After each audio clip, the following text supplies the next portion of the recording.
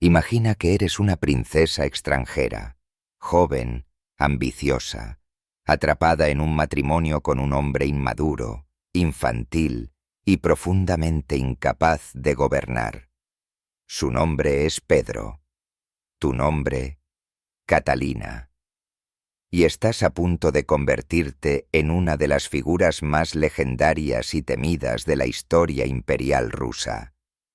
Esta es la historia de cómo una mujer, nacida sin trono ni corona, terminó gobernando un imperio más vasto que cualquier otro en Europa, y de cómo lo hizo a su manera, con frialdad, inteligencia, seducción y sangre. Corría el año 1762. Pedro III había llegado al trono de Rusia, y desde el primer momento dejó claro que no estaba hecho para gobernar. Era despreciado por la corte, temido por el ejército y ridiculizado por su propia esposa. Pero lo que Pedro no sabía era que esa esposa ya estaba moviendo los hilos de su caída, y esos hilos estaban manchados de terciopelo, oro y traición. En un golpe casi teatral, Catalina, con la ayuda de los hermanos Orlov y la Guardia Imperial, destituyó a Pedro. El zar fue encarcelado. Días después, estaba muerto. Oficialmente, de causas naturales. Extraoficialmente, estrangulado.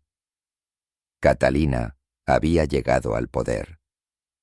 El 22 de septiembre de 1762 fue coronada emperatriz de Rusia en una ceremonia majestuosa en la Catedral de la Asunción de Moscú. Bajo una cúpula de oro, con la nueva corona imperial refulgiendo en su cabeza, Catalina se presentaba al mundo no solo como soberana, sino como la madre del renacimiento ruso. Pero cada joya en esa corona tenía un precio: lealtades compradas, amores traicionados y enemigos silenciados. Grigori Orlov, su amante y uno de los artífices del golpe, recibió tierras, títulos y una posición privilegiada en la corte. Pero no duraría mucho. Catalina no era una mujer que se conformara, era una estratega, una reina de ajedrez en un tablero de guerra. Y en ese tablero apareció una nueva pieza: Grigori Potemkin, alto, carismático, con una mente tan afilada como su espada. Se dice que cada vez que veía a Catalina, caía de rodillas y le besaba las manos con devoción casi religiosa.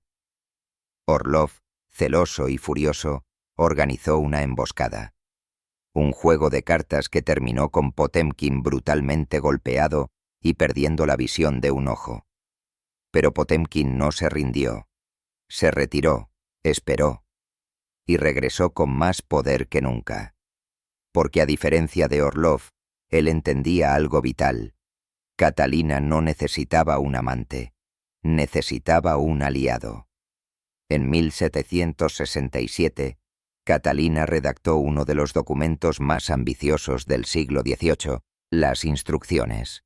Un manifiesto de reformas, un sueño de una Rusia ilustrada donde todos los hombres serían iguales ante la ley, donde la tortura y la pena de muerte serían abolidas, y donde el poder del Estado serviría al pueblo, no a los privilegiados.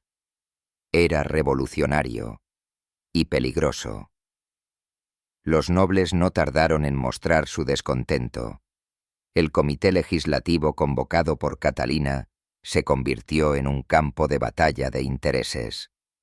Mientras ellos discutían, la realidad llamó a la puerta en forma de cañonazos y rebeliones. Rusia entraba en guerra con el Imperio Otomano, y las instrucciones fueron archivadas, como un sueño roto. Y mientras los soldados morían en las fronteras, dentro de Rusia creció una amenaza aún más peligrosa: Yemelyan Pugachov. Pugachov, un cosaco desertor, se autoproclamó el verdadero Pedro III. Dijo que había escapado de la muerte y regresado para liberar a los siervos y destruir a los nobles. Su mensaje corrió como fuego en la estepa. Miles se unieron a él. Quemaron haciendas, mataron terratenientes y marcharon hacia Moscú con sed de venganza. Al mismo tiempo, el hijo de Catalina, Pavel, crecido en la sombra de su madre, comenzó a conspirar. Criado por la emperatriz Isabel, educado para idolatrar al difunto Pedro, Pavel veía a Catalina no como su madre, sino como una usurpadora. Y algunos en la corte comenzaban a escucharlo. Pero Catalina no era fácil de destronar. Movió sus piezas con frialdad quirúrgica.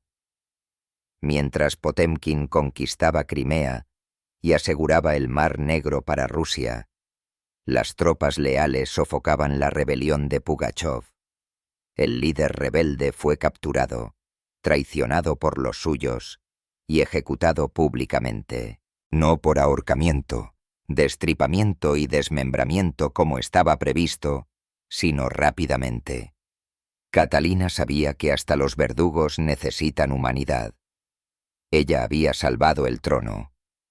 ¿Pero a qué precio?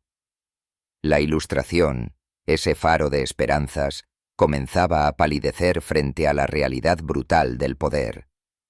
Catalina, la reformadora, se volvía Catalina, la estratega.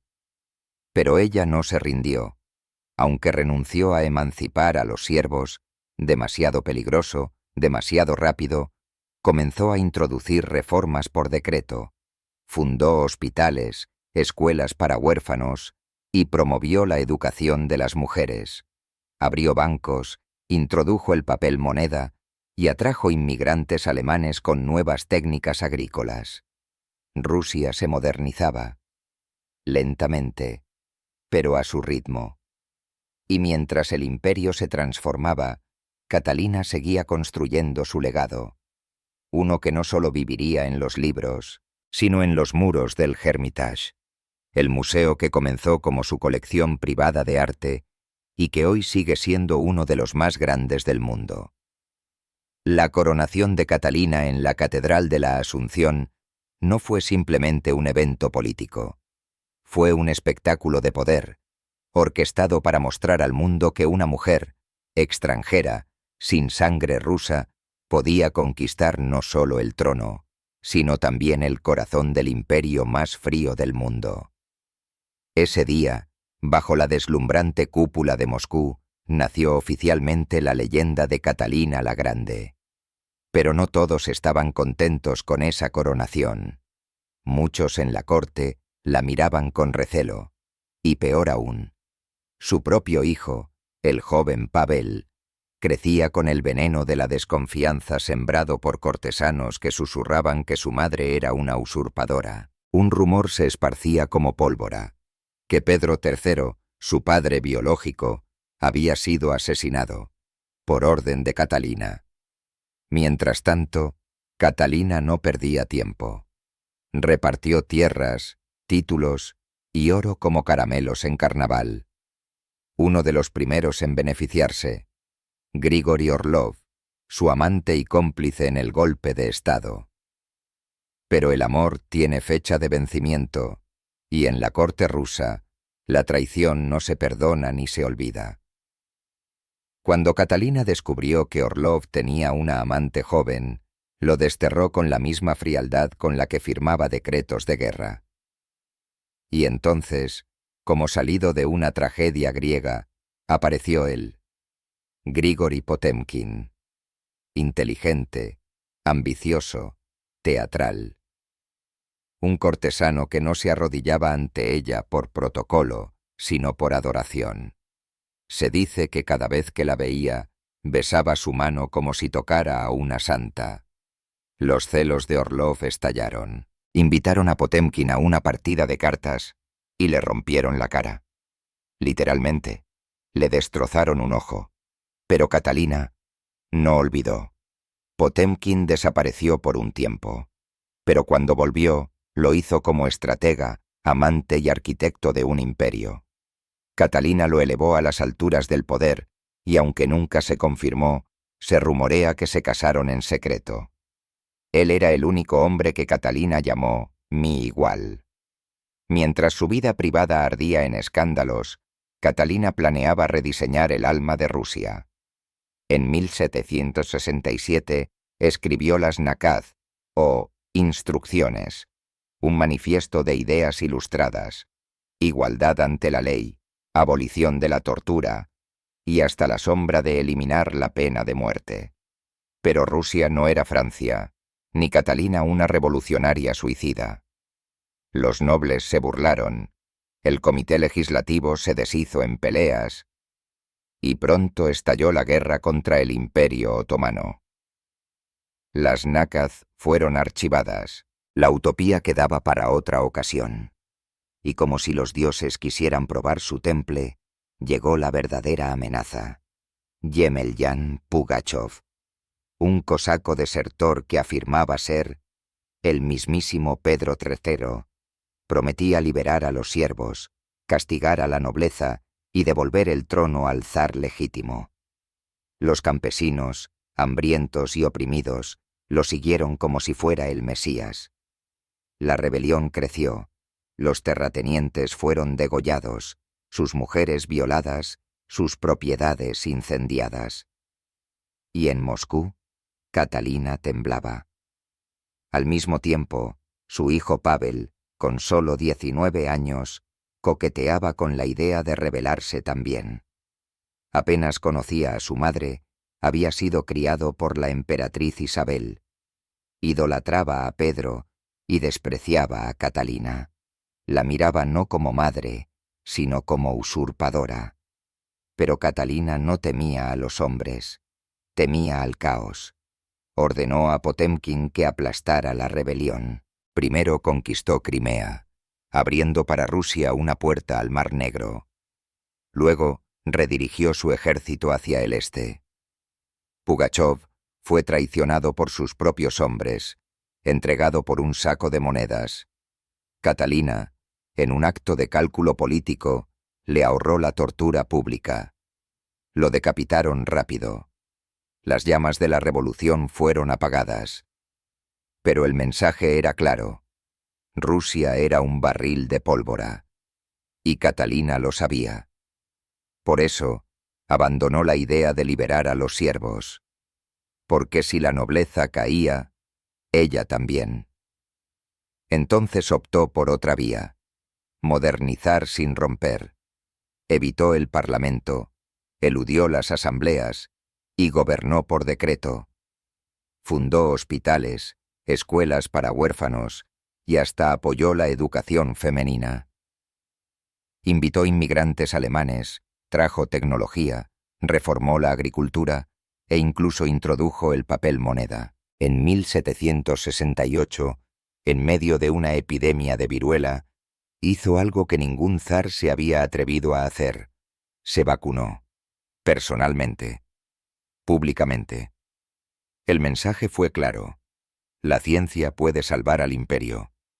Y mientras construía el Estado moderno, construía también su propia leyenda. Coleccionó arte, fundó el Hermitage, uno de los museos más grandes del mundo. Su corte se llenó de filósofos, científicos, poetas. Rusia, por un momento, pareció mirar hacia Occidente con orgullo. Pero en los márgenes, no todos aplaudían.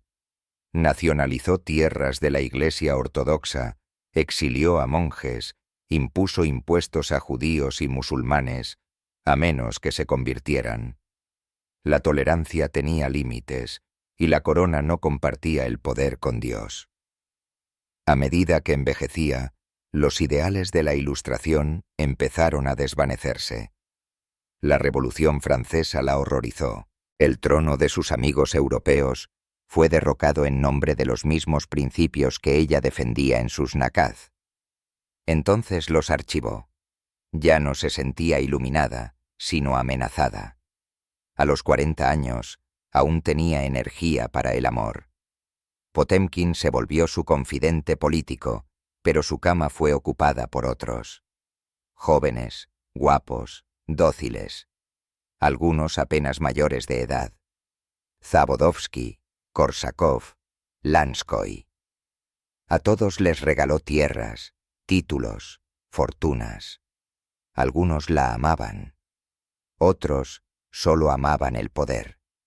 Y cuando se cansaba, simplemente los despedía. Uno de sus amantes, Stanisław Poniatowski, fue instalado por ella como rey de Polonia. Pero cuando quiso afirmar su independencia, Catalina lo aplastó. Literalmente. Dividió Polonia con Prusia y Austria, borrándola del mapa. Los rumores crecieron. Que sus damas de compañía probaban a los amantes antes que ella. Que tenía apetitos insaciables. Que murió teniendo relaciones con un caballo. Absurdo. Pero en política, los rumores matan más que los cuchillos. Y Catalina lo sabía. Por eso escribía, documentaba, planeaba, todo, para proteger su legado. Pero ni siquiera sus diarios sobrevivirían al final. Y así, mientras el sol parecía brillar eternamente sobre el imperio de Catalina, las sombras también se alargaban, porque a medida que Rusia crecía, también lo hacían las tensiones dentro y fuera de sus fronteras. Catalina sabía que su posición seguía siendo delicada. Aunque había consolidado su poder y pacificado rebeliones, siempre quedaba la amenaza latente de la nobleza insatisfecha, los movimientos de los siervos desesperados y la crítica extranjera que acechaba detrás de cada tratado, cada alianza, cada amante nuevo. Grigori Potemkin, aunque ya no su amante, se mantuvo como su brazo derecho en la política exterior. Juntos soñaban con expandir Rusia hacia el sur, hacia Constantinopla, hacia el Mar Negro. Y de ese sueño nació una de las puestas en escena más extrañas de la historia, los famosos pueblos Potemkin.